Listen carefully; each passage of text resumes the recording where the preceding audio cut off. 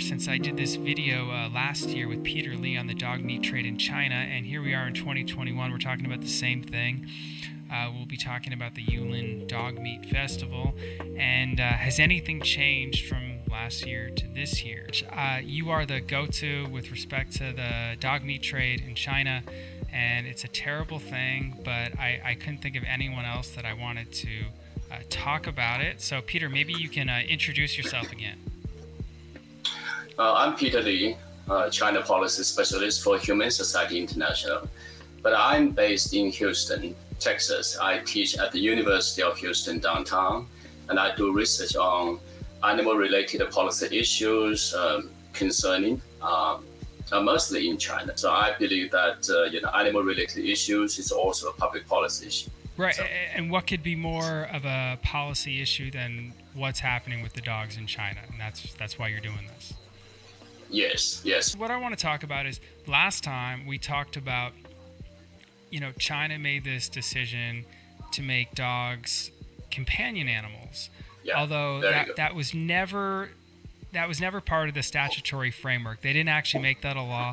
They just made a No. statement. So I want to talk about that. I also want to talk about, I know that there were 2 cities in China, right, Yeah. that said you can't eat dogs, so we know that. And 3, there was some law, I think, that went into effect, or people thought it did at least, and they assumed that the Yulin Dog Meat Festival would not be happening this June, but it in fact is happening. Dog meat consumption, dog meat trade should be outlawed, period. Right, and so how do we do that? Because I remember last year when we were talking, we were really excited about this thing, or kind of semi-excited, because you never know what China's going to do, when they made that declaration and they said dogs are companion animals, and that gave people some hope. But did anything come from that? Yes, last April, 2 cities in South China, Shenzhen and Zhuhai, outlawed dog meat consumption and dog meat trade as a part of the local government's efforts to outlaw wildlife trade and wildlife consumption. You know what? I have considered the action taken by Shenzhen and Zhuhai as initiative started by the national government or sponsored by the national government, because Shenzhen occupies a special position in China. Anything that is implemented in Shenzhen is something to be popularized across the country. So it's like a pilot project.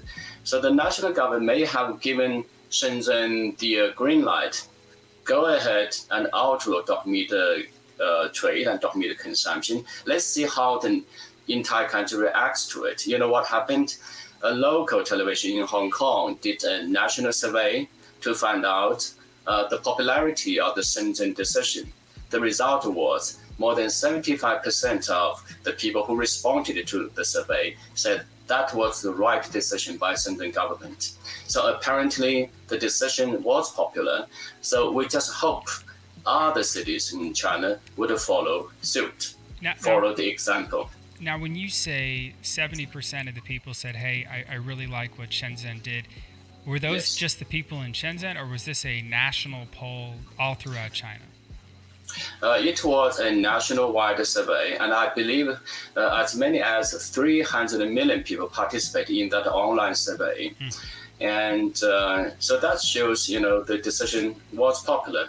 So I believe, a lot of governments in the world would do the same thing, to experiment a new policy at the local level.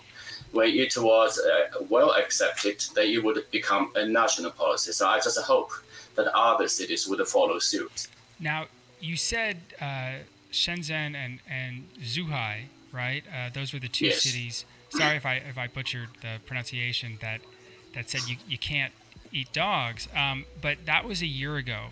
And there hasn't been any other cities that have passed similar legislation? We have not found other cities taking similar actions yet, but I think the door was opened. And also, as you mentioned, 1 month later, the national government of China excluded dogs from the catalog of poultry and livestock and very importantly, a national government spokesperson recognized for the first time in China's history, and I would say in the history of communist states, that dogs are companion animals, not livestock. Yeah. This this was a milestone, step. So I imagine, right, that there's so many people in China. It's such a big country. Maybe things take effect slowly. So you're saying that this was a milestone. It was just an announcement. There was no legislation associated with it. And it's been a year since these two cities in China said you can't eat dogs. Do you think going forward to 2022 that there are going to be other cities that are going to have similar bans, or 2023? What do you think I mean, who's to say, but what do you think the timeline is on this? We have to understand one fact. Why the national government has not, done legislation outlawing dog meat yet, I'm sure the day will come. But why has it not? One point we have to understand, in China, dog meat consumption is, conducted by a small number of people. It's not a majority of the people's, Right. food item on the dinner table. And also, right, there are existing laws and regulations that can take care of the dog meat industry. I believe, what is important is for the Chinese government is to, strengthen enforcement of existing laws. There are so many other laws that could have, if enforced, fully, could have stopped the dog meat industry. So the dog meat consumption would be gone, right? It is not that difficult, I would say. So there are laws in China that somehow can be applied to dogs. And then they're not right now applied to dogs, but they can legally be applied to dogs and they can protect them. But right now, they're not being used. Is that what you're saying? Yes, they're not being enforced, strictly. I'll give you one example. Okay. My next question. Now, China's dog meat industry relies on a series of activities and practices that are against China's own laws. When I say that, I have to provide evidence. For example, China does not have farms raising meat dogs. There are no farms raising meat dogs. So where are the dogs from? A lot of those dogs are stolen household pets and stray dogs, and there could be dogs purchased from failing or bankrupting breeders, right? But a lot of other dogs are stolen pets. So stealing other people's pets is a theft. I see. That's a criminal offense in any country, right? So the law enforcement could go after these people who steal other people's dogs, right? In China, if that has been enforced, then dog meat industry will not have been sustained. That's one example. Now another example, a lot of dogs are shipped across provincial boundaries. Now in China has laws and regulations and policies against shipping dogs without proper papers. So a lot of these traders ship large number of dogs across provincial boundaries without proper papers, and that's a violation of, say, animal epidemic control law, right, against the agricultural ministry's regulation on, right, the requirement to have a health certificate for each one of the dogs on board, right? So there are a lot of violations there that could have been used to stop the trade. I see. So basically just, common law stuff, theft. Dogs at the very least are considered property in China. If they enforce the theft laws, that might make a big difference. And the other part being, when you transport animals, I'm assuming there's really no definition of animals in that. That will include dogs at the very least. And when you do that, there has to be some kind of proper paperwork. And these people who do the trading, well, maybe they don't have the means or the wherewithal to come up with that. So that might be an added protection. So something like that. Yes, exactly. I see. Okay. And do you have, there's so many crazy things that we hear about, so many terrible things that happen in China. Do you really think that the Chinese government is going to say, okay, everybody, now we think this is unacceptable. We're going to apply these theft laws to dogs. We're going to apply these transportation laws to dogs. Do you really think that that's going to happen? I hope it's going to happen very soon. But if it has not happened, this is because it is a very complicated issue. Now, one of the issues why it has not happened is this.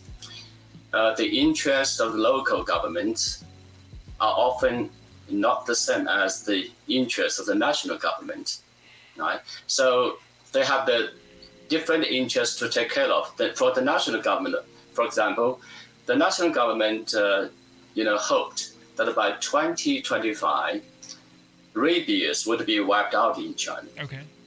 Right. So that's one of the public health policy objective. Sure. China is the second largest country in terms of the human rabies numbers, next to India. Mm-hmm. Right. So Chinese government want to eliminate rabies by 2025. But the thing is, if we allow the dog meat industry to continue, especially transporting a large number of dogs from one location to the major markets, right?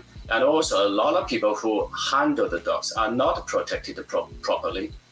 The traders, the slaughterhouse workers, they're not even vaccinated against rabies. So these people are very vulnerable to rabies, right? So in that case, if the national government wants to achieve the goal of 2025 eliminating all the rabies in China, but the local government, if they don't crack down upon the dog meat trade, that goal is not going to be accomplished, right? So you see, but why the local governments is not motivated? Because that's my next question. Yeah. Yes, if you shut down the trade, right, some people's livelihood is going to be impacted. There is a small number of people who work in the industry, and these people happen to be the most uneducated, least skilled, and of course most desensitized people. Right. If they lose, jobs, if they are, prevented from selling dog meat, then they don't have a job. Right? They are going to, protest. Right, so the local government doesn't want to see that, right? Social stability, employment, and of course, local economic growth are the major concerns of local government. But of course, on the other hand, on the national level, the national government want, public safety, public health, right? So you see the conflict there. I do see the conflict. So precisely because there is that conflict, what can be done about it? It sounds like it would obviously have to come from the national government somehow, right? Yes, but I agree. It is important that the national government have a political determination or political will to outlaw the trade, to take another major step besides, declaring that dogs are companion animals. They have to take another step to legislate a ban on dog meat industry. Now, why this is important? We know that China shut down the wildlife trade and wildlife consumption for food last year because of the COVID-19 pandemic. And we understand, especially for people like us who have been following China's dog meat industry in the last 2 decades, China's dog meat industry is very similar to wildlife trade in many, many ways. For example, both industries utilize or hoard a lot of animals of different sources and unknown sources. Some come from the wild, right? For wildlife animals. Now for the dogs, some of the dogs are from unknown sources, from stray animals, right? So all these animals, put together, especially some of the animals are sick, right? They pass the illness, among all these, animals, hoarded together. And also, both industries involve long-distance transport, a large number of animals on the truck. And that's also an occasion, for the spread of diseases among the animals. And are also shipped to different slaughterhouses or the marketplace or wet market or marketplaces, right? And when all this large number of physically compromised, dying and sick animals, right, hoarded together, right, and slaughtered together, right, this is, a situation that could be an ideal breeding ground for zoonotic disease outbreaks. So that's why I believe when China outlawed wildlife trade for the food market, China really need to take another step to outlaw the dog meat trade, because this could be another, breeding ground for future epidemic or pandemic. I mean, for me at least, that sounds nice in theory, right? That China's going to want to get out ahead and stop some of these, viruses from emanating from China, which is what we just had with the coronavirus. But I feel like there have been past viruses from China and SARS, and that they don't, I don't know how much they care, and I wish they cared a little bit more. When the rest of the world sort of looks at it, it's hard to be convinced, or it's hard to be hopeful that they're going to want to get out ahead of these things and prevent these viruses from breaking out. I mean, God, I hope that they do, and I hope that they take this seriously. And I'm sorry, I'm just expounding here, but I just I want to have faith, right? That's something that they're going to treat this the right way, but I'm so hesitant to say that they will. So is there something that can change my mind or other people's minds that China's going to change and be different? Is there something we can sort of grasp onto to believe that? Well, China is going to take action. Can we trust that China is going to do it? But the thing is, it's in China's own interest to take actions against, say, the wildlife traders and dog meat traders. Why is this? Because, the wildlife interest and the dog meat interest, their interest is only benefits a small number of traders. But the safety interest, the public safety interest of China's 1.4 billion people way outweighs totally the interest 100%. Of the traders. Right? Totally. And another thing I would say that the COVID-19 has caused tremendous damage to China's economy, to China's life. What I'm hoping for is I really want China to say enough is enough, right? We need to protect ourselves, protect the rest of the world. We obviously know that these wet markets are dangerous. Whether or not something happened in a lab, we know that these wet markets are, a source of instability.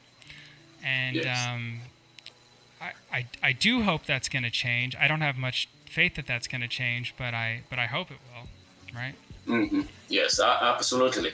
And I believe that, I have to say this, last year when China's National People's Congress outlawed wildlife trade and consumption, I was surprised. I had not expected the Chinese authority, to be able to take that step. That was a surprise. Mm-hmm. So I would say that they have learned a lesson that, wildlife trade cannot be stopped. But I just hope that let the momentum, right? Because there is a momentum going on, and the Chinese government should, take, advantage of the momentum, and to go to the next step. Right. To outlaw dog meat trade. There clearly is, and last time we talked about it, we were saying there's a momentum with respect to the rise in pet ownership. There's a momentum, and it seems like it's almost exponential, right? So that's got to be something that's going to have an effect on the industry too, don't you think? Yes, and also the way for international community and for people who are concerned about public health in China, social development, economic development in China, I think the right approach is very important. For example, dog meat consumption. It is conducted among a small number of people, not majority of the people. Sure. And also the perception that the dog meat industry, dog meat trade, the traders are monsters, the torture animals to make the meat taste better. So this kind of argument, or the talk, or the burn, dogs alive, the skin dogs alive, or the boiled dogs alive. Now this kind of action happen by perpetuated by individuals, right, here and there. There are some pictures, but that's not the standard industry, behavior. So if we, don't make distinction, don't we use accurate information, we are not being effective. Right. I think anyone would agree with that. People aren't going to take you seriously if you're hyping things up Yes. that the majority is not involved with. I guess when you kind of look at it though, from you're not in China and you're from the outside looking in, and you come from a place that loves dogs and cats, and then you see any kind of killing, at least, of these animals for food, then I think that's the big thing. I think it's more of that than they torture. It's just the fact that it's happening, and what can we do to stop it, and what can we do to end it? And I almost feel like the only way is just like we talked about last time with this rise of pet ownership. That is going to be what makes the difference. That's the only way I can think about. So I would say I'm optimistic. Young people are a different species in China, just like young people in the United States. Sure. They have a lower tolerance for cruelty. Except I don't like the young people in the United States. No, I'm kidding. All right, okay, that's another story. But yeah, I think that the only way that can change is a generation. Like I think what you were talking about before, when they had that one-child policy, and that one child has that one dog or two dogs, and it just becomes everything. You don't have a brother and a sister to play off of. You just got your dog, and that's changed, thank God. But I think because of that, perceptions will change, and that's what's going to change it. There is another new development in China that is also encouraging. China's President Xi Jinping recently called on the country to make efforts to make China more lovable. More what? More lovable. Lovable. Okay. Or more likable, okay. Right? Okay. In the world. So how can China present an image that people in other countries can like you, can love you, right? Make China lovable, right? I think that's a great proposition. I would say that one of the action China can take is to outlaw dog meat trade, because that would make China instantly likable, right, or lovable in the world. Now, why? Because like in China, a lot of people consider dogs the companions, right? And they are so close to people, even though, some people just say, well, but dogs and the pigs and the cows and the sheep are the same. Why you care about the dogs? We care about all animals. Morally, they're the same. But if you really want to distinguish, I would say that dogs share our house with us. Right? So more people having dogs as companion animals. So that's why they're closer to people. So let's start with the dogs. Okay. Right. So I would say that would be great, action to take. I think with everything that happened with this virus, and if we heard that China was going to absolutely, finally legislate it, not just say, hey, they're our companions, they're our friends, but if they actually make it the law, and they legislated from the top down, so from the central government to all the local governments, and we're not going to do this anymore. I couldn't think of a better PR thing to do and a better thing to do than to outlaw this. Absolutely. I totally agree with you. There is no other PR action that is more effective, right, more influential, more popular than outlawing dog meat trade. But I'll have to say, I'm focusing on dog meat trade, not focusing on dog meat consumption. Because in China, dog meat consumption is supply driven.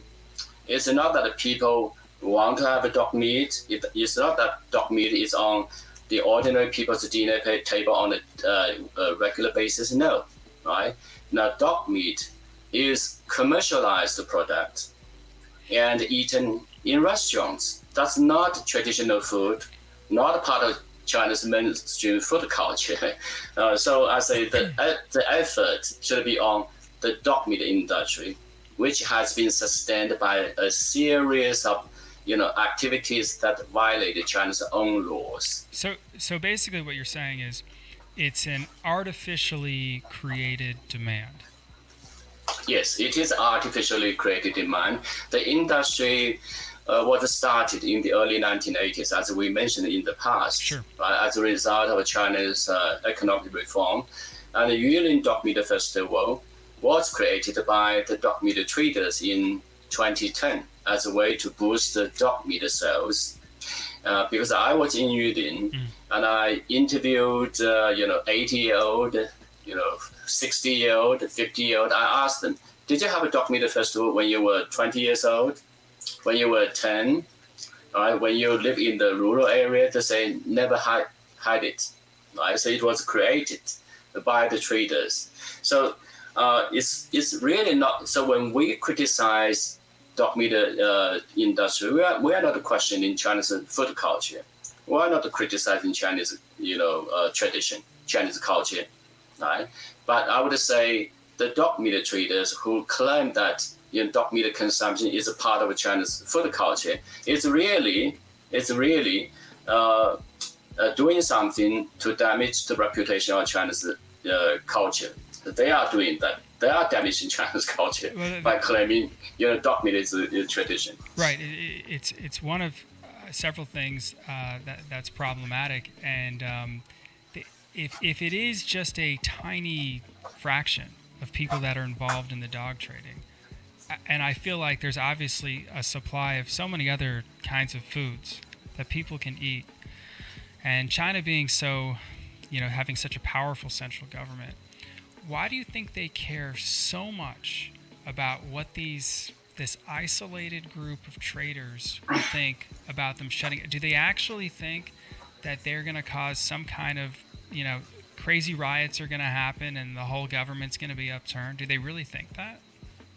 Yes, the local governments, in quite a few places are very protective of these traders. Now, as I said, these people are the least educated, most desensitized. They have nothing to lose. If you take the livelihood away from them, they have nothing to lose. They may protest, and the local governments are very worried about social stability. Right? Now, the thing is why they're not taking action is because so far, the industry has not created a major epidemic yet. Right? So do we want to wait for the industry to be a breeding ground and then to take action? Of course not. Right? So I consider the dog meat trade is a ticking time bomb. We saw the images, videos of some of the rescue dogs. What kind of situation there? We saw, a cancerous, lips on the dog. We saw, malignant tumors inside, dog. And we saw, skin problem among a lot of dogs. All these dogs has been, would have been slaughtered and processed for food, right? So those are, serious public health, hazards. The Chinese government must, take actions. So, coming back to the question, yes, the local protectionism. So local leaders fail to see that this industry not only damage China's reputation, but also is a serious public health threat. Well, so why doesn't China do something about it? Why don't they stop these local governments from supporting these people? Can't they?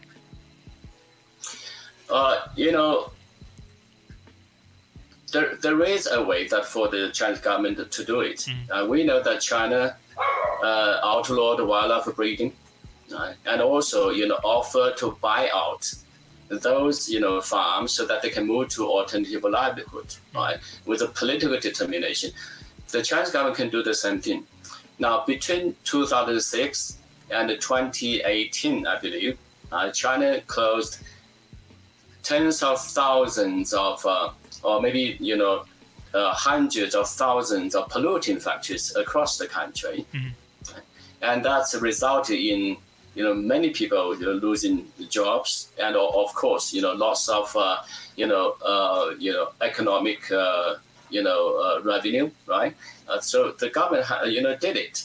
So if the Chinese government, yes, if Chinese government have the political will, it could outlaw the dog meat trade, and I strongly hope that they should do it. And do you believe that the legislators in the Chinese government will at some point have the political will to do this? Is there anything that makes you think that they will do that? I believe this, the action will have to be taken by the Communist Party Central Committee. A major public policy issue is always initiated by the party.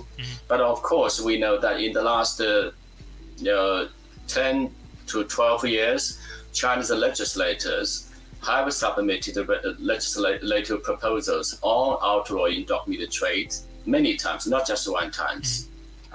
So I just hope that the party central committee can make up the mind to do it. Do you think that there is some sort of catalyst type thing that has to happen? I mean, obviously, I don't think it's been the coronavirus yet. I know that they called them companion animals. They didn't make it the law. What's it going to take? What's it going to take for them to make that next decision, that final decision? Hopefully, we don't have to wait for another major public health crisis to do it. But that's why before this year's summer solstice, which is the day of the so-called Yulin Dog Meat Festival, Chinese organizations, Chinese activists submitted 4 letters to the Chinese government, to the Minister of Public Health, to the Minister of Agriculture, telling them the dog meat industry must be shut down. Why must be shut down? Because the dog meat industry resembles the wildlife trade in many ways, because that could be another breeding ground for epidemics. So that's why the society is putting pressure on the authorities to take actions. Well, I really hope that somehow these activists can make a difference, but I feel like it's got to be just probably what you're thinking, a little bit from the top down. Well, when and if they do, I mean, that would be fantastic. I had heard something about, and I talked to you about this before I hit record on this podcast thing that we're doing, that people for some reason thought that there wasn't going to be this dog meat festival in Yulin this year, that something passed or something happened, but it ended up happening and surprising everyone. Can you tell me what that's all about? That's a great question. As I said, the Dog Meat Festival was created by the traders in 2010. And the prime of the festival was 2012. And immediately it was opposed by the Chinese public, Chinese animal activists, and then international criticism followed up. So in 2014, the Yulin authorities started to disassociate themselves from the event, and the traders were not allowed to slaughter dogs in public places, and some of other activities like hanging carcasses of dogs and cats in a lot of places were not allowed, and even the word dog was removed from the business signs. So instantly from 2014 and up to this year, so the kind of a celebration, festive atmosphere was gone. So we call it the Yulin Festival is no longer there, but mass slaughter, mass consumption without the title of a festival has continued since 2004, but in much subdued scale. So whereas I think the height of it, people were saying that, I don't know, like 10,000 dogs were killed in 2 weeks. I don't know what the numbers are, and tell me if I'm wrong. And then what are the numbers now? How less bad, it's still terrible, is it now compared to what it was at the height? Yeah, for the festival, thousands of dogs were shipped to Yulin from across the country, right, from outside the provinces. And at the prime of the festival, as I said, 2012, thousands, could be 10,000 dogs could have been slaughtered for the festival. But since then, the scale of the operation has come down. Now I can tell you several things. For example, in 2015, when I went back to Yulin to investigate the market, two of the slaughterhouses inside the residential area, which were there in 2013, 2014, were closed in 2015. And at least one of the major livestock markets were shut down, right? So that was 2015. And you don't see, as I said, earlier, you don't see, public slaughter, right? And a lot of the, trucks coming to the city have to go to certain, areas. They cannot go inside the city center, right? So there are some changes. So now this year, why it come back again? But it come back again, right? But much subdued scale, so much less. So we estimate that as many as 2,000 to 3,000 dogs could have been slaughtered for the summer solstice, the day. Anyway, let me just stop you right there. Can you tell us again, because I know we talked about it last time, what is the reason for, there is no reason for it, but what is the reason given for eating dog meat during the summer solstice? Now in Yulin, the traders promote dog meat for the summer solstice as a food to cool you down, because that officially start the summertime. So that's just the traders. Different places, the dog meat traders have different stories. Some of the traders say that if you drink dog meat soup, it would boost your sex drive. If you eat in winter time, make you warmer. So it depends on the place, right? So the traders have different stories. So these traders, they're just like snake oil men, and they go out there and they just come up with things.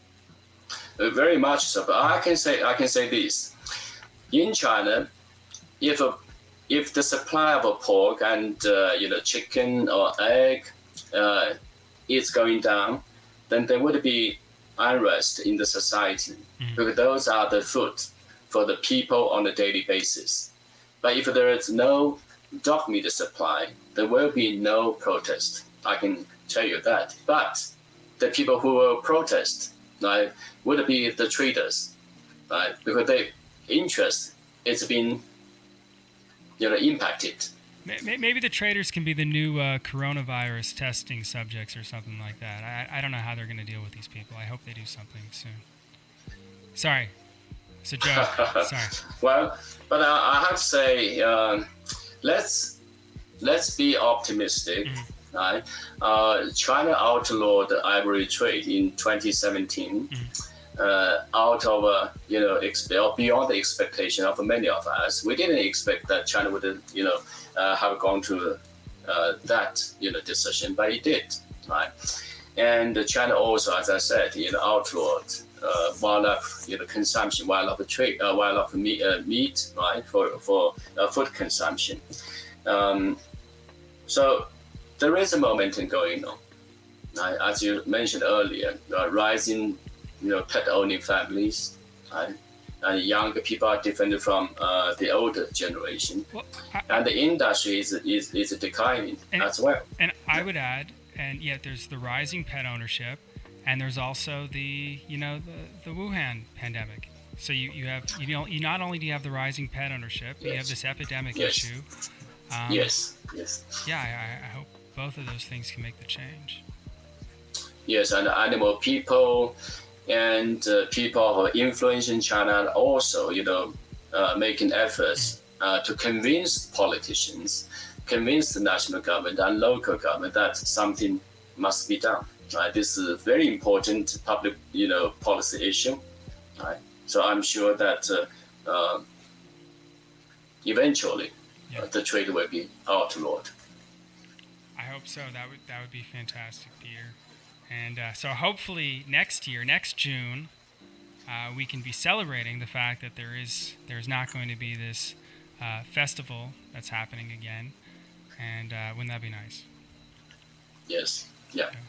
Even though the festival part was gone in 2014, right? Mass slaughter, mass consumption has continued, right? But reduced in amount in the last. But we hope that it will be gone once and for all. But you need just small part of China's dog meat industry. Mm-hmm. The 3 other major markets: South China, Central China, and Northeast China.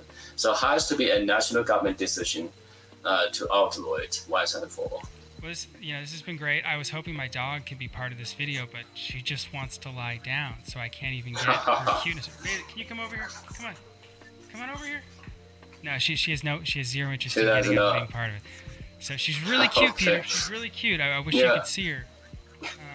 Anyway. Yeah, send me pictures. I will send you pictures. Yeah. I love her to death. She's my baby, and well, thank you so much. She's from South Korea, right? Rescued from South Korea, right? She's rescued from South Korea, and so just like China, Korea's got its own dog meat industry. I guess the difference being that they actually farm them. And definitely best thing that ever happened to me. The rescue group wants me to go and get another, but I can't imagine taking care of 2 dogs. I feel like 1 is great. 2 might be hard, but I maybe at some point I would do that. Yeah. Great. I really appreciate it.